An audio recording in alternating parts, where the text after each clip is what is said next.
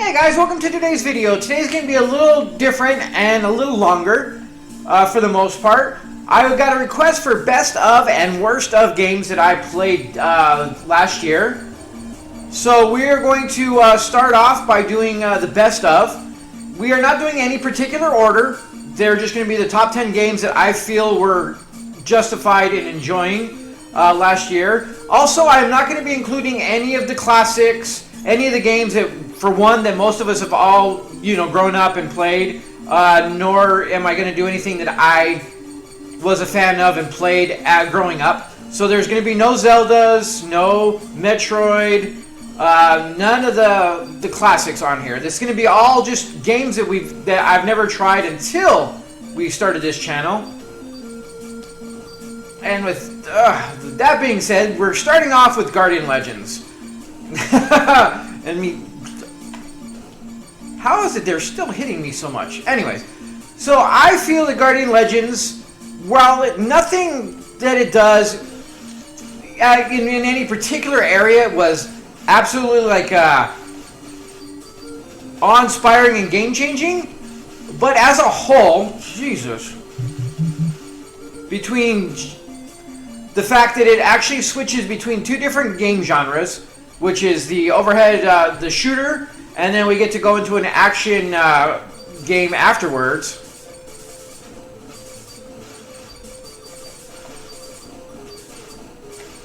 I really kind of enjoyed it. It's in the same realm as Blaster Master, which did it very well. But then we also have one of the games that did not do it well, which was Moon Ranger, I believe it was, which nothing about the game was good.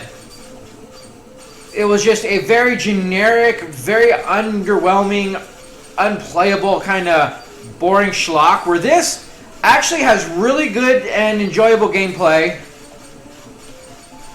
Its difficult controls work well, the actual music is good. Oof.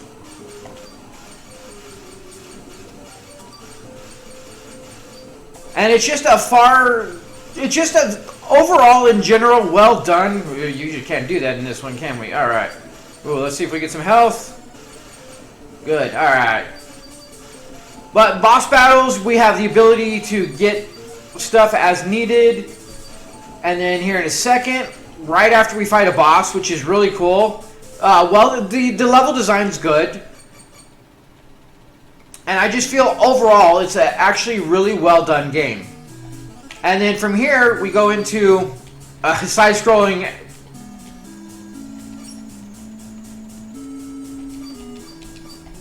Or not side-scrolling, but action-adventure game.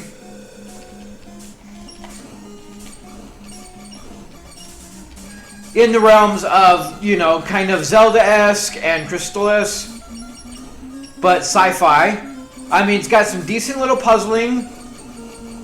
The controls are well. Game design still, like I said, is actually done well. It wasn't just thrown together, and you can tell. So I feel like this is actually one of the contenders for the top 10 games that I enjoyed with my channel this year. So we'll play a couple minutes of this.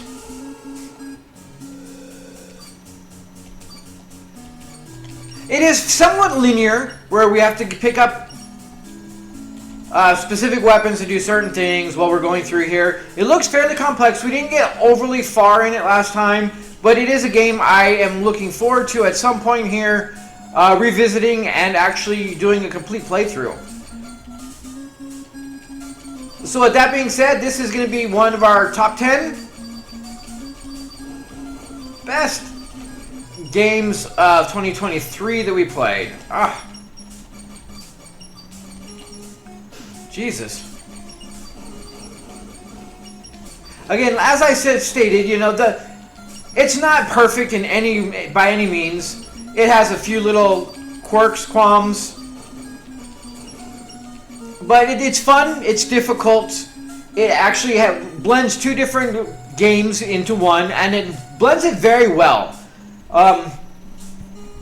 So with that being said, guys, we'll go to video number 2. I think game number 2 I'm going to go with for best is Gargoyles Quest 2. So this game is another one of the ones that blends two different genres into one. We have the basic, almost Dragon Warrior, Final Fantasy-esque top-down RPG game on the screen at the moment. You know, you go through, talk to stuff, you got buildings, but it actually blends in a side-scrolling action-adventure game as well. Rather than have the randomized battles that you normally would in an RPG, when you actually get into different levels, you actually get to play as an action-adventure instead. So I think that is a little more unique for an more or less an RPG-esque kind of game.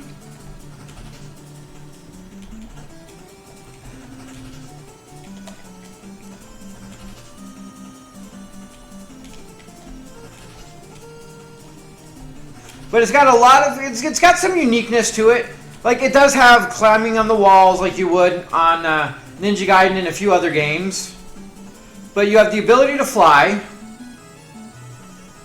to a certain point. Not necessarily fly, but to kind of hover or soar, so to speak.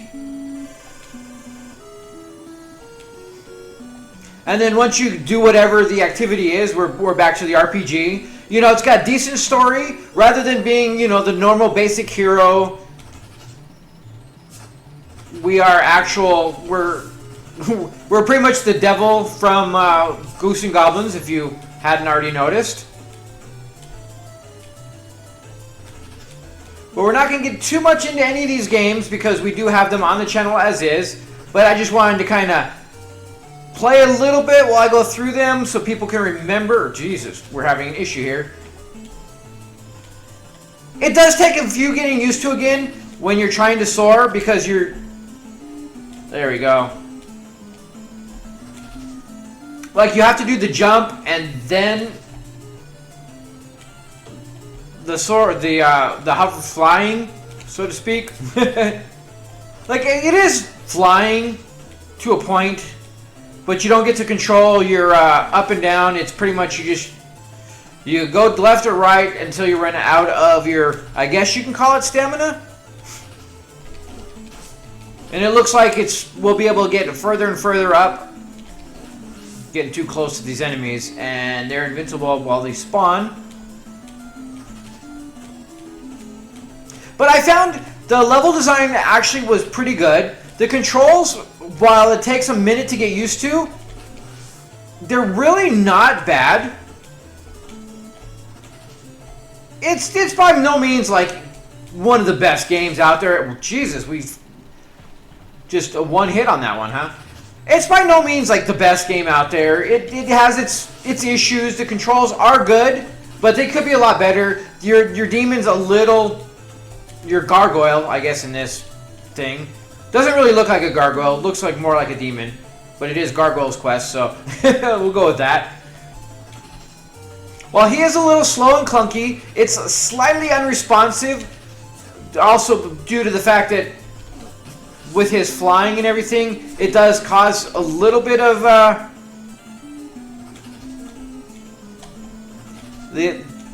like kind of slow down stuttering, so to speak. But all in all, as a general fun game, I feel like the story's there, the gameplay's there, the combination of both genres, like two different genres, well done. Again, just like Guardian Legends, where you have a spaceship shooter going into an action adventure. Here we have a side scroller that is also an RPG. So it's really unique, and I haven't really seen very many games at all, even to this day, that really blend this.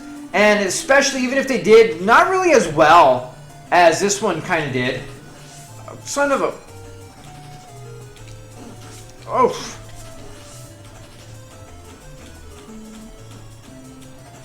But the more you play it, the more you get used to it, the more it becomes a lot more fun. If you go back and watch the video, we got a decent amount done in the game.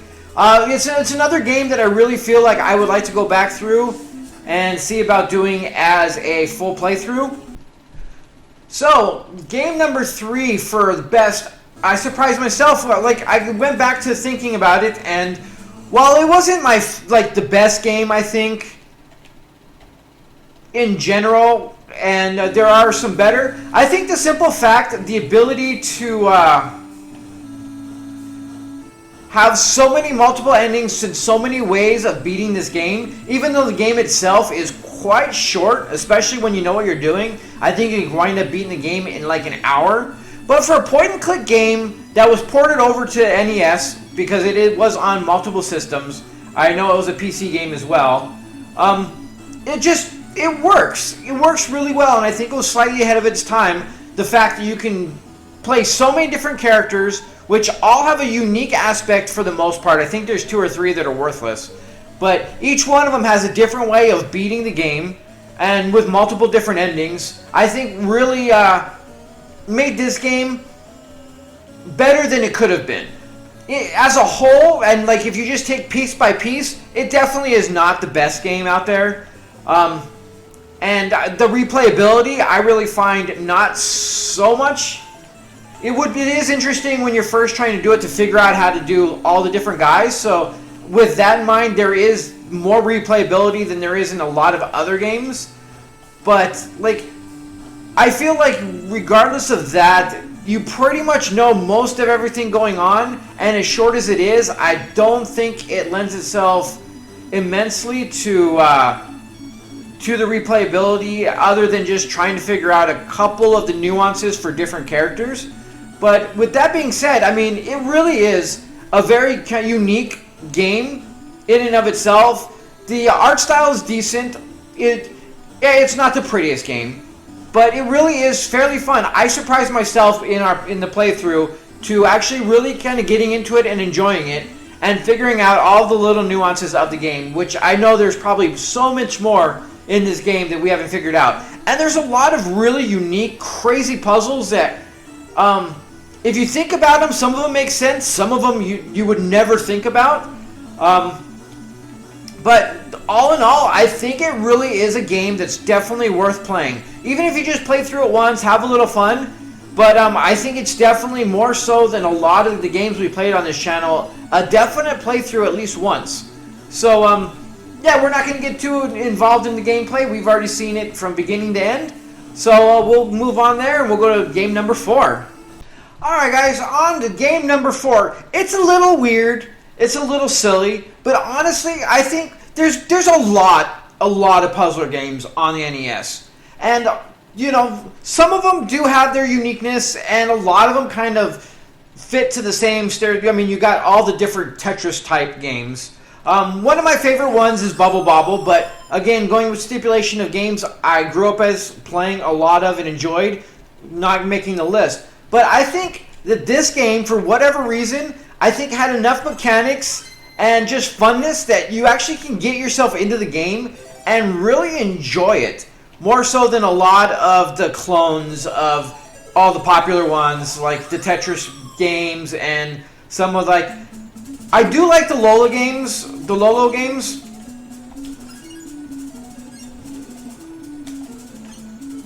but there's just, I don't know what it is. It's just my opinion, but I really found this a fairly fun and unique game that I enjoyed playing for a lot longer than I thought I would.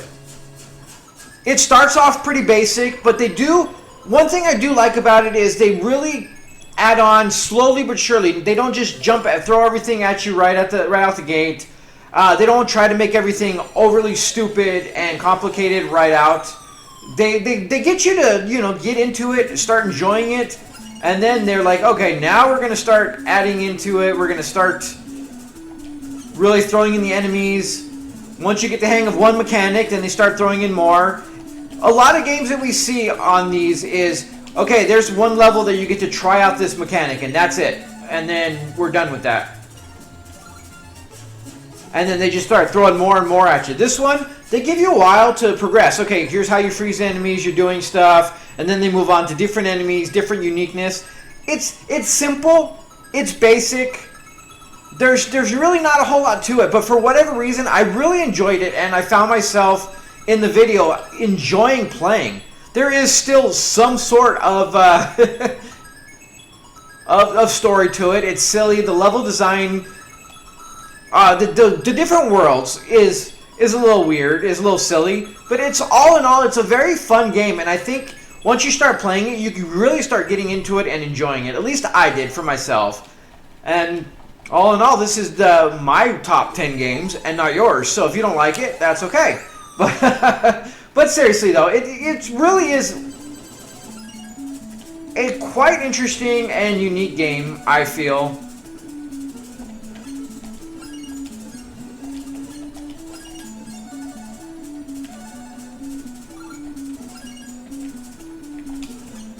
Like even the ability to start roadblocks.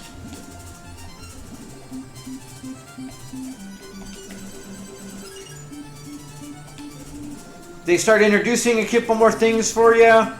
Just all in all, it's a fun little game that if you spend any time with it and give it a shot, I really feel like you would actually start having some fun with it. That is just me. So take it for what it is. I'm quite unique and silly.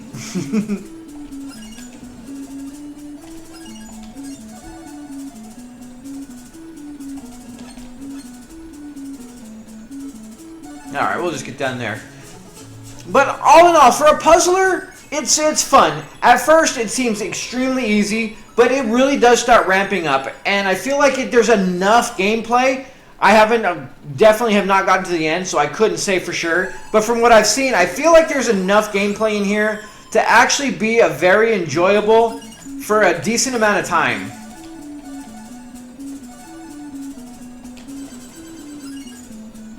Alright.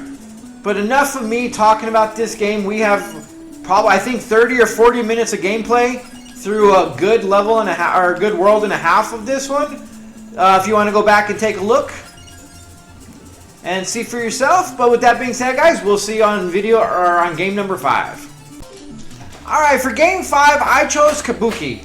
I feel like it was actually a pretty well done game. The story is a little hit or miss. It's kind of, it's sci-fi, it's different, it's original. Nothing like over the top. But the gameplay itself is actually really good. It's definitely going to be one of the more complex and harder games you're going to play. Just like Ninja Gaiden. Even though you actually have health instead of a one-shot, you're going to need all of it for this game, I feel. Granted, like most games, it's definitely not perfect. I think the hitboxing, and there's a little delay in some of the stuff that you do, which, as you can see, can be a little frustrating. I mean, that one's all me on that one. The fact that you attack with your hair when you're standing.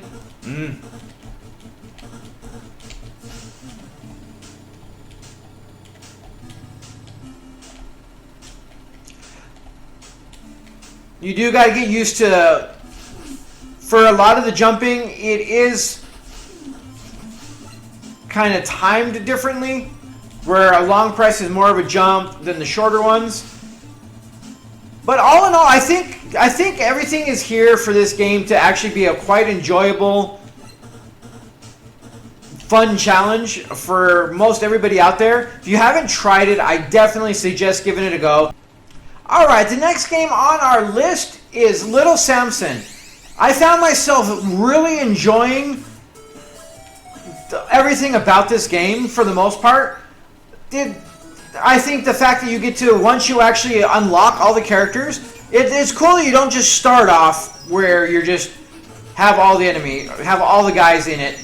That you actually have to go through, finish the stages, and kind of acquire the guys is really cool. Everything having very unique gameplay styles. Well, I don't know why we're not catching the wall here. There we go. Okay. Where they all have very unique, different styles and gameplay. And where I think you cannot beat this game at all with just one guy. Where a lot of the games like this, where you get to actually choose between multiple characters, a lot of times you can probably get through most, if not all, of the game with one, maybe two guys. This one really forces you to learn, play, and use all of the guys that you're at your disposal, and you're really not beating the game otherwise. And I find that was just really fun. The gameplay was really well done. It's difficult. It's a good side scroller where the difficulty is there. But also just it's not difficult just for the sake of difficult. There's no real cheese in it. There's enough craziness going on to lend itself to the game itself. The mechanics work well. I think the controls are very responsive. The level designs are fun. The music is good. Like, all in all, there's nothing really negative I could say about the game at all. Like, I think this is one of the few games and one of the only games that we've really been playing on this channel that honestly had like almost zero like negatives. The entire game was really well done. And I believe this game has like multiple different kind of branches you could take on some of the levels, depending on what you want to do and where you're going to go, to where you can actually replay a level and have it different the second time you play it.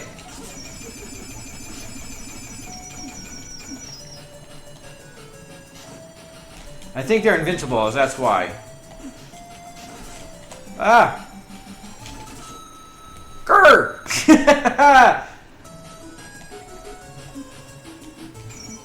But I think with everything going on, this is one of my favorite games of the year, I must say. And the more I'm starting to think about and play it, the more I find this as probably my top 3. And definitely a game I can see really enjoying and playing all the way through. And it's definitely a game that takes a bit of work to get there. I think we did a lot better the first time we played this on the channel than we are now. But trying to have a conversation with you guys and playing a game at the same time that requires a little something. Apparently for me, no walking and chewing bubblegum at the same time. It's definitely a game that requires the memorization, so you know what's going on, how it's doing, and what you need to do later for next time. But I think this is definitely top 3 and one of my favorite games. All the elements that make this game good are fairly unique to this game. All the different, I mean, Samson and the mouse kind of go hand in hand, where they both climb walls and everything, but they're very unique, and the requirements to beat the game, to beat every level once you have 3 of them, it's like it requires you to play all of them instead of a lot of the games like this that you can pretty much make it through with just 1 or 2 and power through it. This one, you cannot really do that. So all in all, I think this is definitely one of the top 3 games of the year. And if you have not tried it, I highly, highly recommend going out and playing a little Samson. Alright guys, see you on the next game. Hey guys, our next video on the list of top 10 is The Magician. Where at first glance, it doesn't seem very much. It starts off looking very basic in all aspects. The gameplay, graphically, and just the way everything is handled. It doesn't look like much of a game at first glance, and I had some definite reservations playing it the first time, and definitely putting it on this list. But the more I learned of it, excuse me, and played it, the more I started to appreciate some of the nuances in the game. For one, and I think the biggest thing and the biggest reason that it's on this list is not only is it a challenging, interesting game that requires a lot of thought due to the limited amount of resources and everything you have, but it's the the ability to mix and match your spells. As you get going, you can actually create your own spells in this game. And I think that in and of itself is very unique, especially for a very old game. more so than anything else. You have the food management that not only do you have to eat to just not be hungry, but it also heals you up not greatly. So trying to balance being able to buy spells, equipment, and food is always a bit of a challenge. If done right, it does add itself a little bit to a game. If done wrong, it's just way more of a nuisance and just it takes away from the game. I know that they added in there for kind of a more realism ability or kind of feel to the game, but I don't feel like it does as what they want it to. So that's why you don't see it much. If it's done well, I think it definitely lends itself to it. But I think the most uniqueness of this game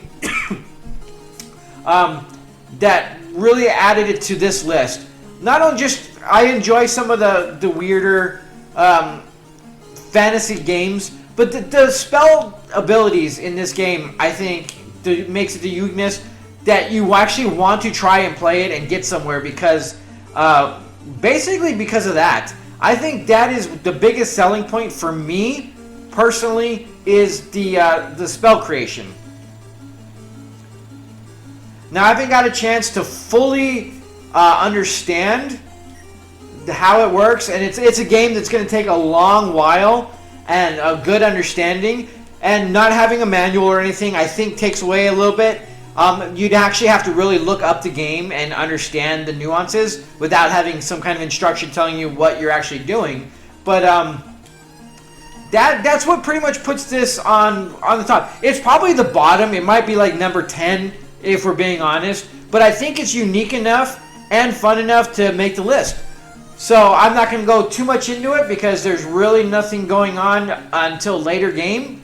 So I say if you're into fantasy, into some of the RPGs elements and uniqueness, I think you should give this a go. This might be a game that you go and do a little reading. Try not to get too in-depth so you can figure out the spell combinations yourself to a point, but just to understand how it works. And give it a go. I think you would probably really enjoy it. Alright guys, next game on our list for the top 10, and I want to say probably within my top 3 of this year. This game really kind of took me by surprise, and I found I really enjoyed it. This was Meadowstorm. If you don't remember, this is the one where you can actually change your character's gravity and positioning in the game. Some of the enemies change with you. The one issue I had, I think, the most part on just learning how to play the game is sometimes when you just want to jump, you'll accidentally change your positioning, or where you're in combat, as we saw in the original video, where you'll be in combat and trying to maneuver, and you'll accidentally do where you'll actually change your gravity or jump when you want to. And I think that's the one thing that takes a little getting used to, is stuff like that where you have to do a jump and change. Makes it very crazy when you're doing a couple things. And it's cool having some of the enemies change with you, because it actually can help you in certain spots.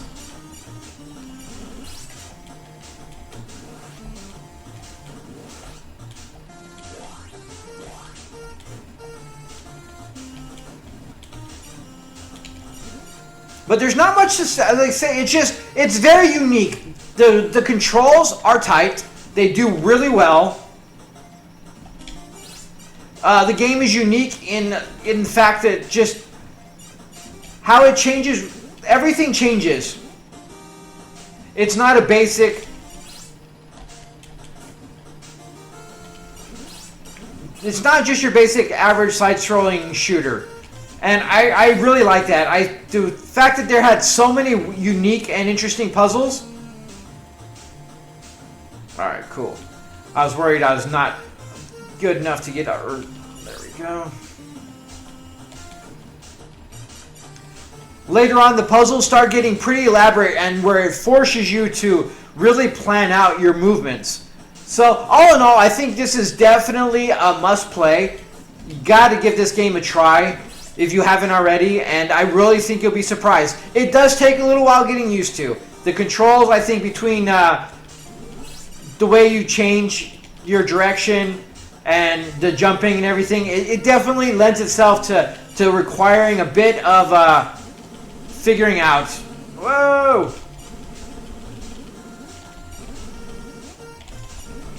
Jesus.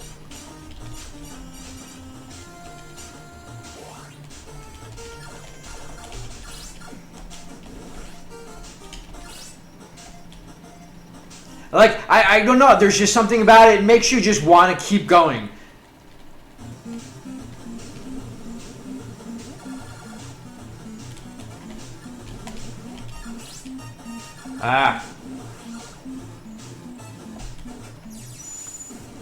But, like, they really planned everything out as far as just even the fighting, the bosses, where it definitely lends itself.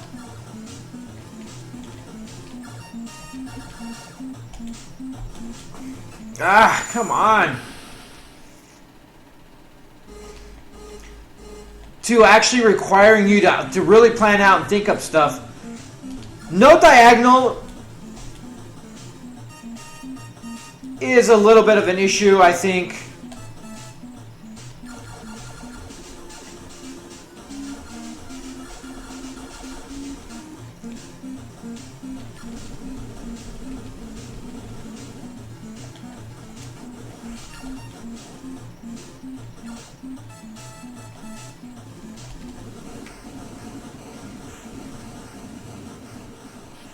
But it's a quality game. I mean, there's really nothing negative to say too much about it. We haven't seen enough of the game to know if the enemy, if it's just kind of a redundancy or not. But all in all, everything I've seen about this game is actually very well done and good. And I believe it belongs on this list. So I will see you on the next game. Alright, next game on the list I found was Monster Party. I felt it was unique enough. For one, excuse me, the story is silly, and I like that. The gameplay is actually well done and surprisingly good. I mean, it's kind of basic, and the fact that you do the worm is hilarious. I think there's enough just silliness of the game to make it really enjoyable. It doesn't take itself too seriously. The fact that you go through and so many of these, it's nothing but a bunch of mini boss battles, and it's just really unique and fun. And I think the more you get used to the game, the better it is, to be honest.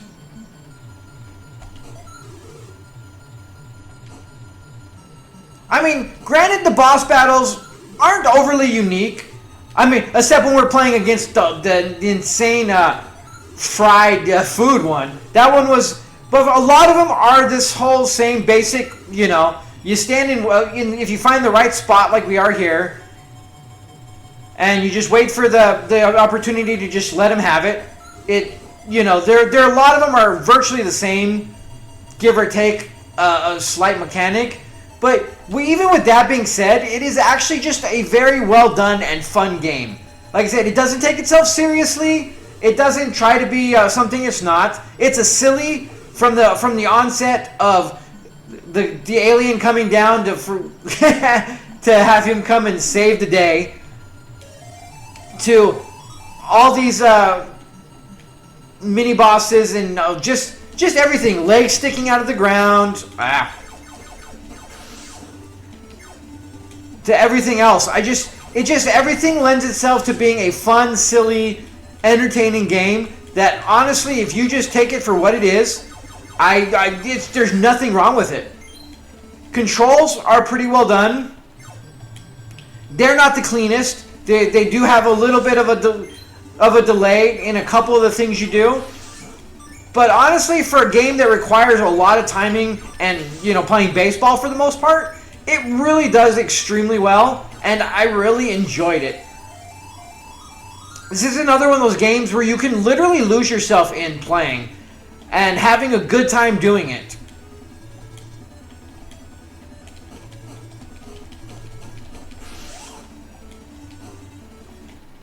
I just really enjoy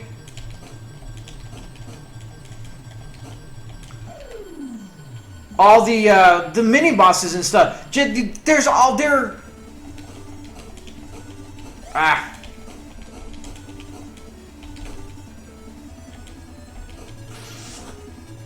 While they're all in a theory unique, they're also, you know, all kind of the same, if that makes sense. Like I was saying, with the battles are, you know, kind of the same for the most part, and this whole ability, this whole changing the aesthetics and everything of the levels in general, again, is just a really fun, unique thing that you don't see often. Although this does remind me, now that we played it, of Nightmare on Elm Street. Even the level design a little bit right now feels a little bit of Nightmare on Elm Street now that we've played it. But all in all, I really find this game a very enjoyable. Lose yourself in it, have a good time.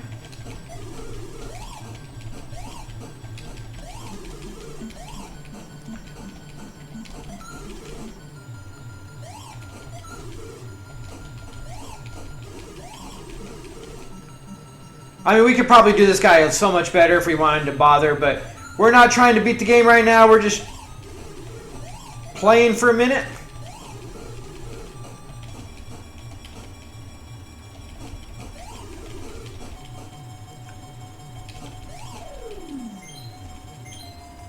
But anyways, this is definitely makes the list. I think this is a good, fun, just enjoyable game that I think you can really lose yourself in for a long time, and it's definitely a game I think worth going through.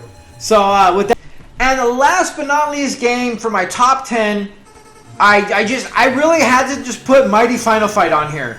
I found it's a lot of fun. I think it was a lot more fun than, for one, than I anticipated it to be, and two, I think it's better than the original to a point. It's just sillier and more fun that way. But it doesn't take itself too seriously. It's there to have fun, and I think it works.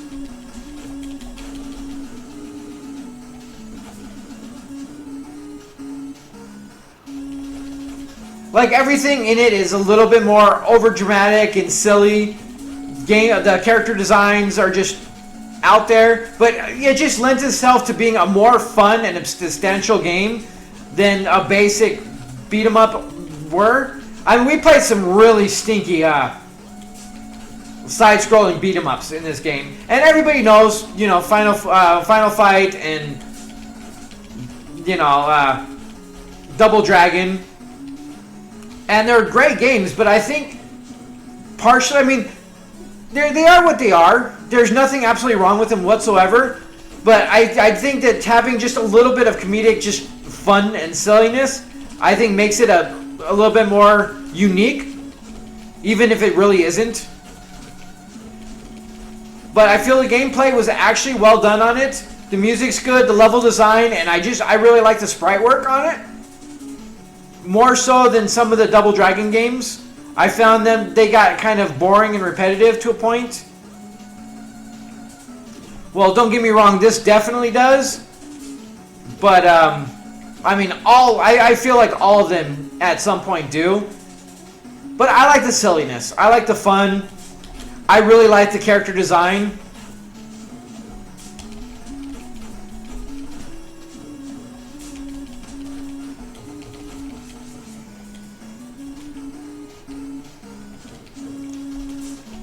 I mean, this is definitely in the bottom, probably number 9 or whatever, just because it's nothing unique, it's nothing original. It definitely doesn't redo the genre in any way, shape, or form. I don't know. I find it fun. I find it silly, and I like silly and fun more so than trying to be serious. I mean, let's be real. It's a video game. We don't really need to be overly serious for the most part. So when games have fun, and you're fighting Macho Man, and you know, you're doing all these fun little things with over dramatic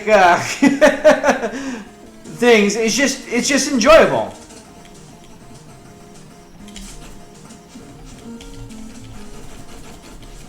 Dropping the elbow. And with that, that is the top 10, guys. We're going to move on to the worst 10. And again, we're doing the same thing where we're not going to be going on low-hanging fruit. We won't be doing any kids' games except for one, which I will explain when we get there. And a lot of, I think only one or two of them are on the worst list that I've done so far. But with that being said, we'll move over to the worst of 2023. All right, to start the list off, and I'm gonna be generous and put this at number 10, give or take, just because I think there is potential in the game. I think it does have playability, very, very low playability, but playability nonetheless. This is Connan. Like, nothing of the game makes any sense. Like I said when we did the first video, when you push down, you jump. You push up, you jump. Makes no sense and is counterproductive and counterintuitive. Trying to pick stuff up, in order to duck, you have to hold the attack button and then push down. And that's how you pick things up. Which, why we can't just hold down? Why down has to be a jump as well as up makes no sense. The level design is pretty boring. Like, just all in all, the graphics and pretty much everything about the game is so mediocre at best that it really doesn't lend itself to being a overly enjoyable game.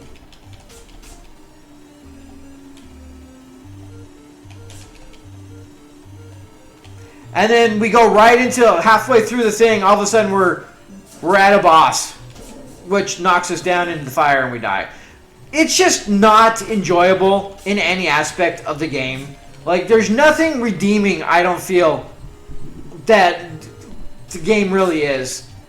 And it does have, like, it could be something. And I think if you spent enough time trying to force yourself to play it, you can probably get somewhere on it.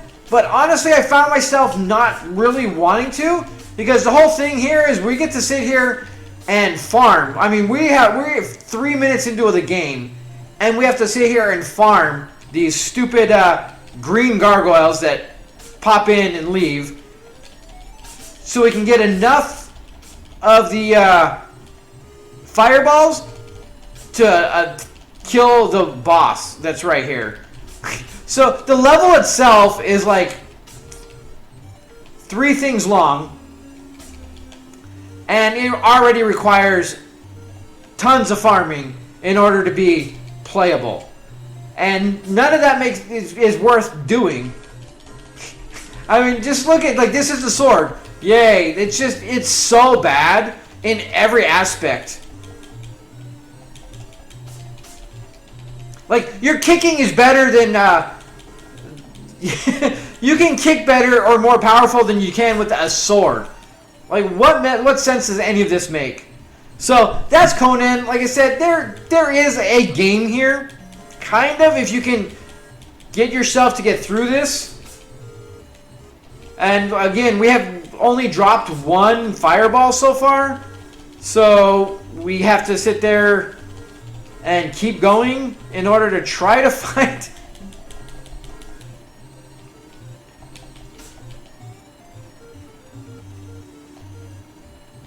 Yeah, I guess we died.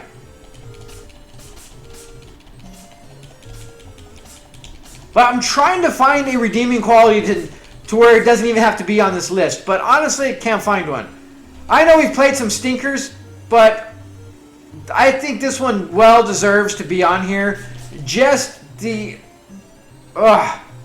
aggravation and the annoyance that this game provides, that I'd be impressed if anybody makes it through, you know, the first 20 minutes of this game.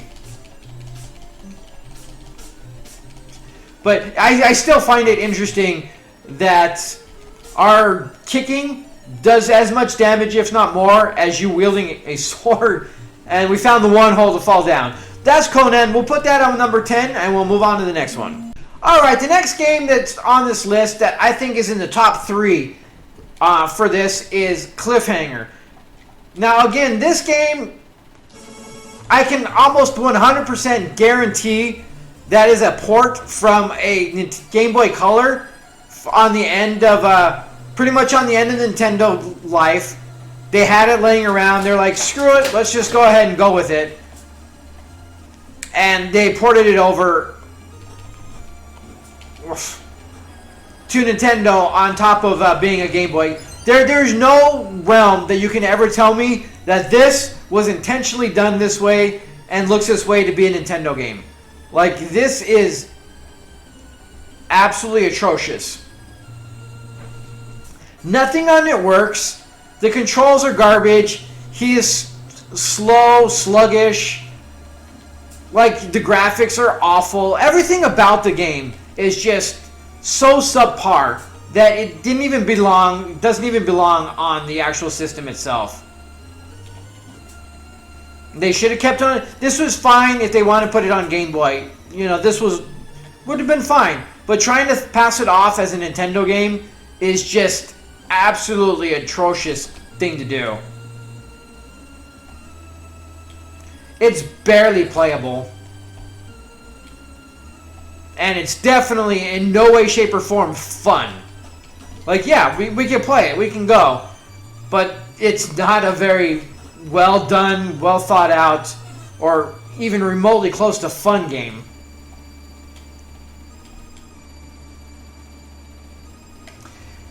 And why we can't get onto...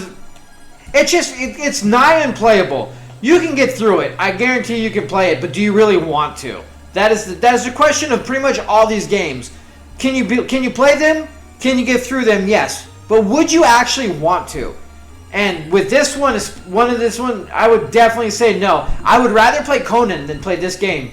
And with that being said, we will move on to the next one. Alright, the next game, but it's different here. I'm going to put an actual genre and group of games in this for just the sake of simplicity. Is pretty much all of these fighter jet, helicopter combat games are all almost copy and paste minus a slightly different cockpit.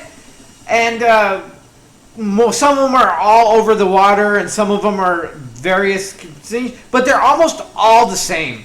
I mean, Micropose especially was bad at doing that, where they would slap a different plane on it and then call it a whole new game when there was virtually nothing different in their games at all. A couple of the games did have some slight differences to them, but the controls were iffy at best. Like, it is so hard to like control your plane for the most part and get the hang of where you're going. Like, and the enemies, perfect pilots, but you're over here like spinning around in circles trying to figure out how the hell to turn your plane properly to catch the guy that's flying as the computer. And just everything about the games, they tried, but I don't think that everything was there on Nintendo to make these games worth producing. But for some reason, they did a lot of them, as we saw on the channel, where I bet you I could probably go through, and if I covered up the part of the cockpit and just went through and spliced like 3 or 4 of these games together,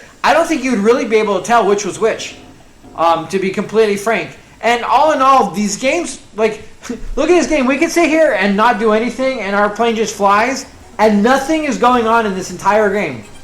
Occasionally we have a flyby, and that's it. But he doesn't actually even do anything. And yay, that's the thing. So that's why these games are on here. I know there's some people that really do enjoy these games, and there's nothing wrong with that. For me, I find them as just a really waste of a game. Like, they're just not well done. Like, they have come a long way. Like, we have great flight simulators now and a lot of stuff. And hell, you have the $1,000 joysticks to get into some aerial combat. And it definitely came a long way, but it really started off pretty bad. And I think they should have just waited on it instead of trying to force it with the limited hardware that they have.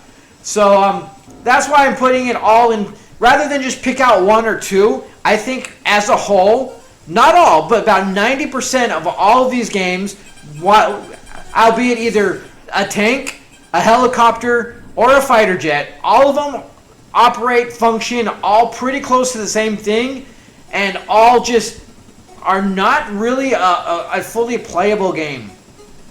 Like, this is not a good game by any stretch of the imagination.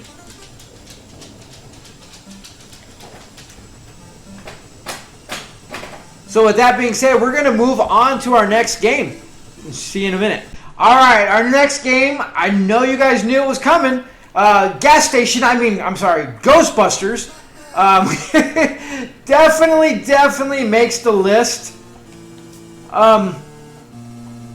Completely, like, this game, I'm sorry, it's not playable. It's so absolutely boring, and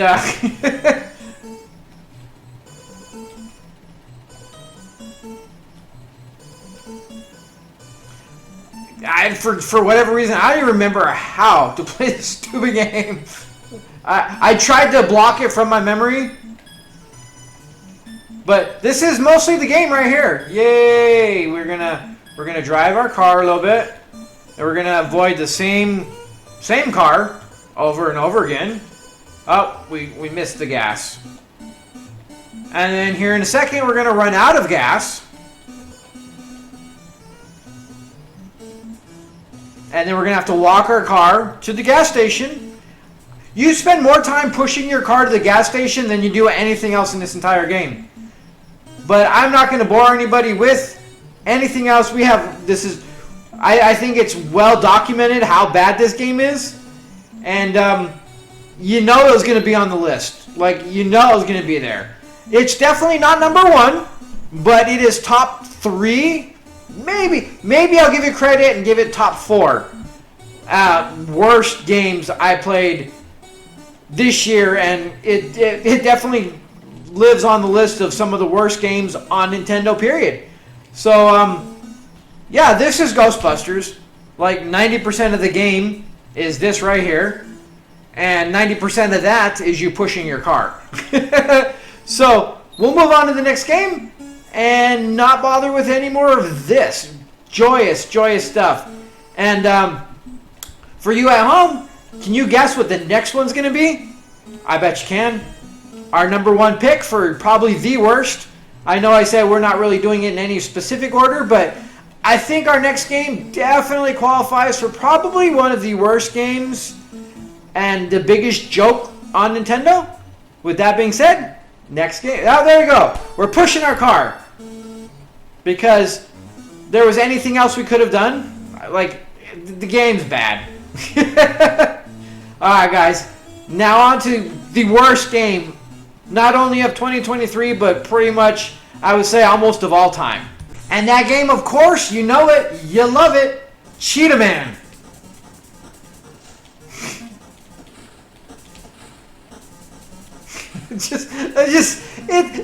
It's almost like literally unplayable. Like, it really is. Nothing of this game works. Like, this is just bad. You can't duck and fire, so half these things you can't even hit. You can't really jump well enough to get onto anything. Like, the whole thing is just... This should have been more of a demo than an actual video game. But I don't even want to bother. We already know that this is number 1. I think we can all agree that no matter how bad all the other games on this list is, or even all the games on that we played, this by far has to be the worst hunk of shit I have ever had the displeasure of playing.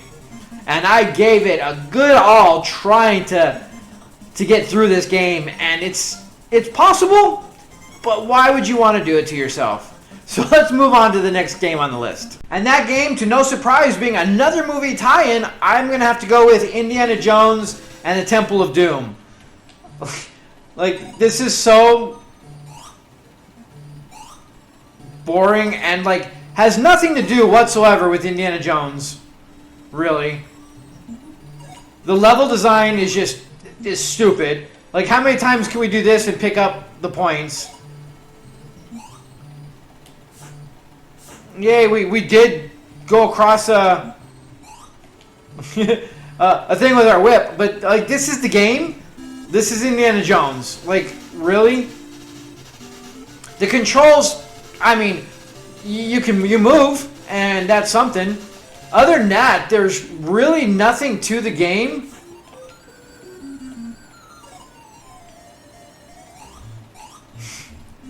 Why things spawn 3 times? I don't know. Yay! That was we're really being challenged here, right? Like, the game is just boring. It's stupid. It has nothing really to do with anything. Like a slight resemblance to Indiana Jones and the music. There's really not much else to be said about the game. You want to go look at it a little bit more, you can go check out the video, but it definitely belongs on this list. Yes, it is playable. I'm sure you could probably beat the game. But again, do you want to is the question. And the answer is a resounding no.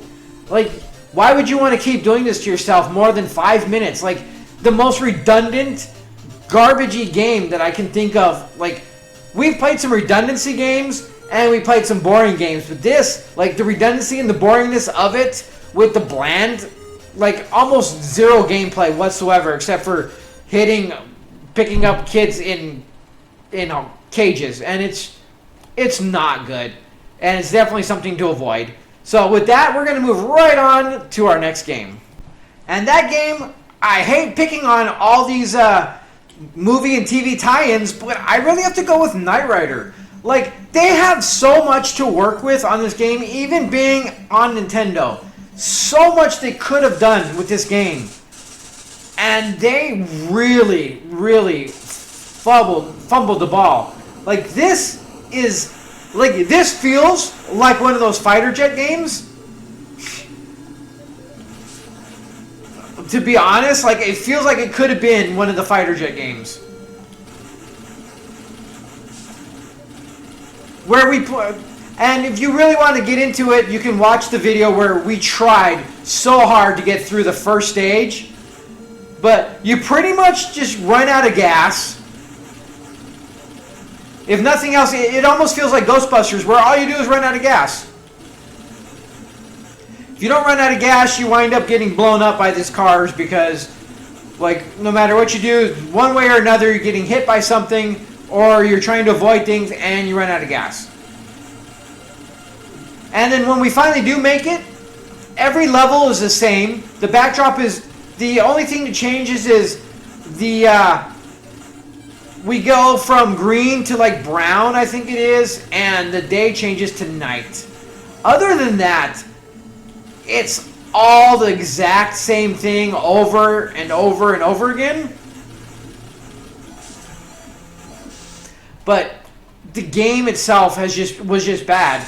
And we tried for so long to do something with this game. And it doesn't work. Like, they could have done a lot to it, but they didn't. They made it the most... I think this was like a week-long thing where they just had to ship it out. And they couldn't. Like, we don't have enough stuff to be able to do more than one. Like, you'd want to ideally do, like, the shield and the gas, but you have to have the gas. Without the gas, you run out of gas every time. And otherwise, you run out of the shield. And it wasn't working. Maybe it's just me. Maybe I just was terrible at this game. But I found it just absolutely atrocious that they kept doing the same 3 cars on every level, the same backdrop on every level. Everything was almost identical minus night and day and changing the color of the grass. Other than that, it's all exactly the same, and no matter how hard you try, you seem to run out of gas almost every damn time. And it wasn't fun. They had so much to work with, and they really just they did the name, and they had the little red kit thing on there. And other than that, the game was so basic and boring that it was just another tie-in that did not work. So with that, let's move on to the next game. And that game is this Australian beauty called Little Red Riding Hood.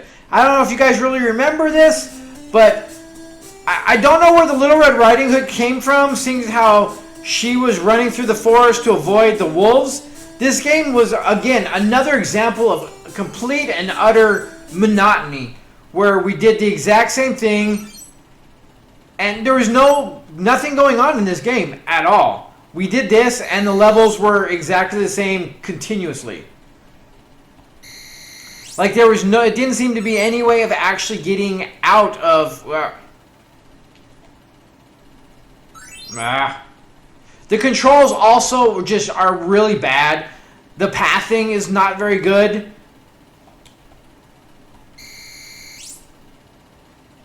Where she's responsive, but not responsive enough. And this is the game. Like, really, that's all there is going on. We kept going in this loop. If you want to see more, I would say go check out the video, because this game is not worth spending any more time on. But it definitely gets in the top 4 for just absolute boring. Like, this is all the game. A door appears, we go in it, we do the same thing. We go get a key. The levels are, there's like 3 of them. But this is it. We go in here, we do this. And then you leave. Both of those rooms are shops. We go to a dead end over here. And then we go and we wait for another door to open. And we did this for 20 plus minutes, I think it was. To no avail. Like, they're just random, almost the exact same layout. It just depends on what's in the rooms.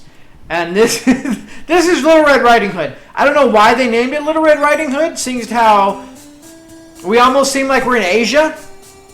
And then we go into levels that have porcupines and snakes.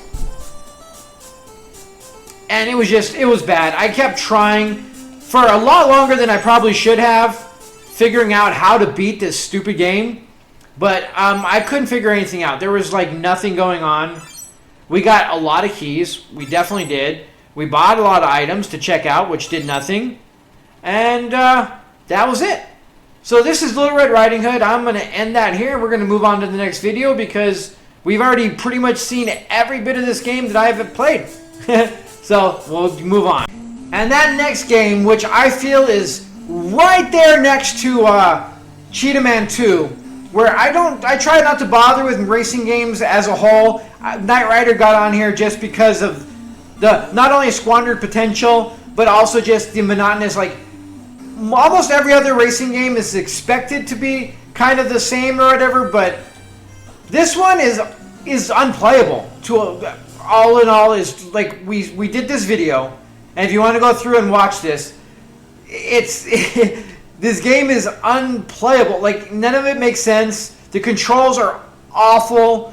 The handling is terrible. And then when they tried to make this game a 3D game, so to speak, they made it to where you couldn't figure out, like, you couldn't move around certain parts.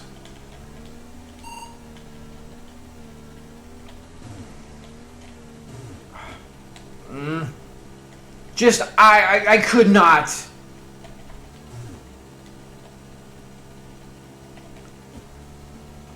I really wanted to give this the benefit of the doubt. I really wanted this game to work, to be honest.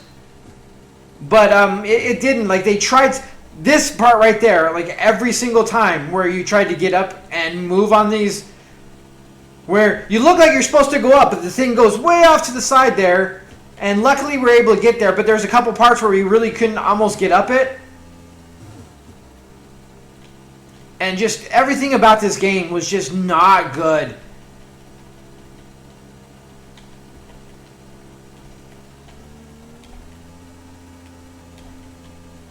And you think you figure out the controls and how to actually maneuver and go faster, and then you don't.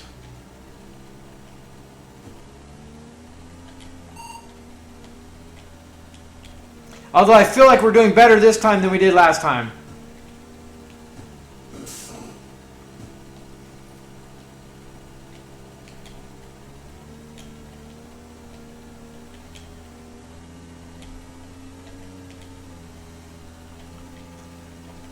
But with that being said, if you want to watch the video, you can see us struggling to try to play this game for an excruciating amount of time. Probably way more time than I should have gave it credit for. Just turned the damn thing off, but I didn't. Granted, actually, to be honest, we're doing a lot better this time around, but I think it's because I know what to expect. But the controls still are not pleasant. And they tried too much, which I give them credit for, but it just didn't work.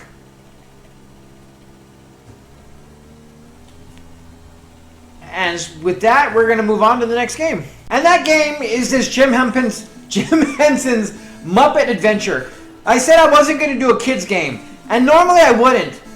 You know this game was really marketed towards kids. It had to have been. But the absolute garbage that this game is impossible for a kid to play. Like, it's damn near impossible for a normal person to play this game. But for a kid to try to play this, that especially in the age group that would be a Muppets fan, it makes no sense. The controls on these games are just bad. Like this one where you just float aimlessly and do stuff and try to blow things up, which is fine until the actual game starts picking up, as I showed in my very excruciatingly long video. But with that, the worst one is like that I saw was the racing one, where at first it's fine, but then you start getting these really over the top movements that I had a hard time doing. So having a 5-year-old, 6-year-old, and 8-year-old being able to play these games is just is not possible, to be completely frank. And the levels are so long, and just such an empty, boring ability or mindless activity of just this. But here, once we start getting the things that actually move towards us, we're starting to get into the part where we can't move because we don't get to really control to a point where we're going. We can kind of accelerate. And that's just this game here. But I found this game to be absolutely atrocious, to be completely honest. And for them to target kids with this game and make it to where, I mean, I guess it'll keep them occupied for like all of their childhood, because there's no way in hell that they were getting anywhere near beating this game. Or even getting through any of these levels. These levels were almost impossible to get through even with me. Granted, I am no longer in any way, shape, or form some amazing game player. I try to have some fun. But this is where the game becomes, this thing becomes almost impossible to do. You cannot avoid the ground, or you have no control over your ship at all, except for an occasional being able to thrust a little bit. And we have things sitting here that we can't really hit that are just bombarding us.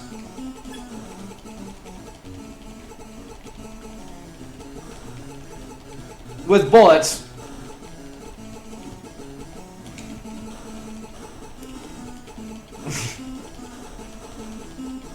And that's it. Like, this game is a child's game that is not a child's game.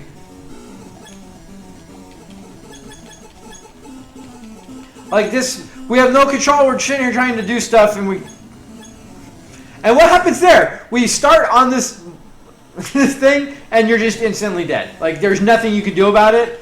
It's just nothing about this game screams playable, or especially for kids. So that's why this made the list, even though theoretically it's a kids game. But honestly, I don't know what they were thinking. I really don't. Because I can't see this even being fun for kids. And like, I get like little kids that are just pressing buttons and having a good time. But I think once they're like 5, 6, 7 years old, which is still going to be marketable, I don't think they're going to be not only not enjoying it, but not being able to do anything. This is ridiculous. We're almost game over at this point, and we start with 10 lives. That tells you how bad a game is when you have 10 lives, and you still can't make it through one level.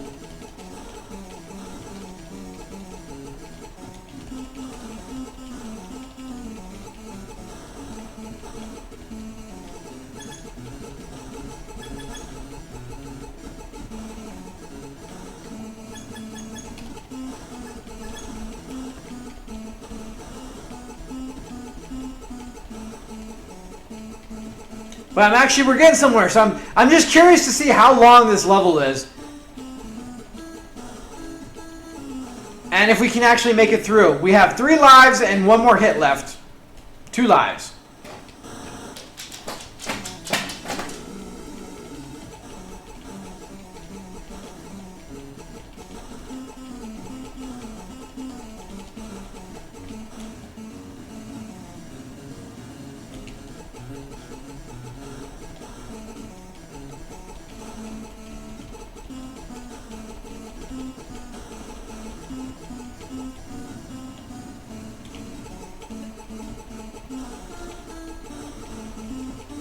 And the ability, like, the angles that you're kind of stuck in and the fact that you're bouncing between things.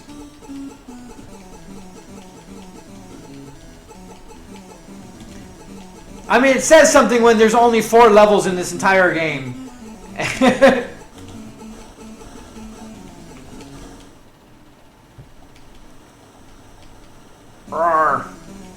We got 1 more life left. And we haven't even made it through this stage yet.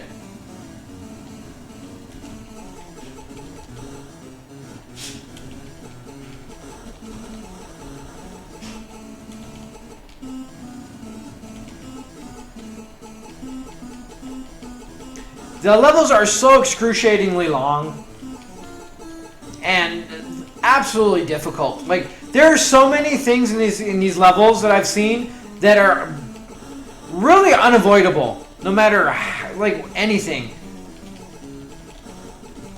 because the hitboxing on your guy, like especially like the Kermit the Frog level where you're in the river, like almost no matter how well you try, the hitboxing is so bad that you're always hitting the wall and taking damage,